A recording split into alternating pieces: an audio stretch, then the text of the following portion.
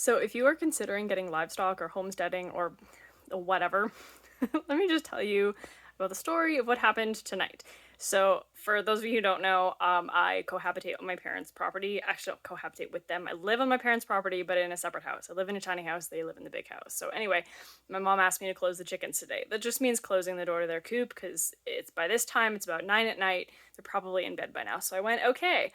And I counted the chickens 1, 2, 3, 4, 5, 6, 7, 8. We have 9 chickens. So I was only counting 8. They're all in there.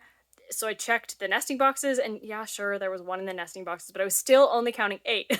So I counted a bunch of times, still couldn't find this chicken. So then I went, okay, well, I'm gonna have to look for this chicken. They don't go far, especially at nighttime. Like they want to be in their coop because that's where it's safe.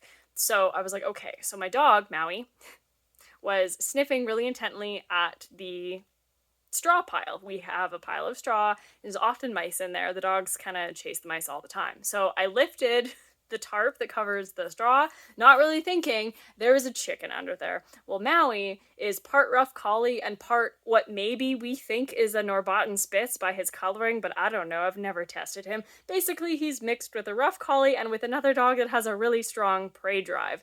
Luckily, because of that prey drive, I keep him on a leash basically 24/7. So he was on a leash is in my hand. He did manage to get a mouthful of feathers before I yanked him back, and then I threw him into my parents' house. This chicken was not happy. So I go and I like grab her. They're pretty friendly. They don't generally run from us except for one chicken, but that's another story. And I examined her, and she's like fine. Like he got a little bit of her tail feathers, but she's not bleeding. Like he didn't get her that bad. So okay, so she's fine. She's not limping. She's good.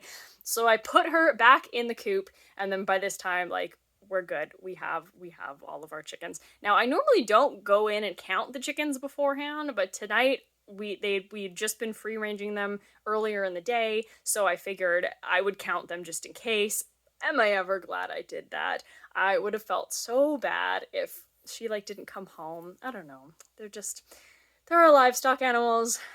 There are laying hens, I should say, but I still would have felt really bad. So anyway, that was a little bit of excitement and a little bit of adrenaline at 9 o'clock at night. Now it's 9:30 and I'm wide awake.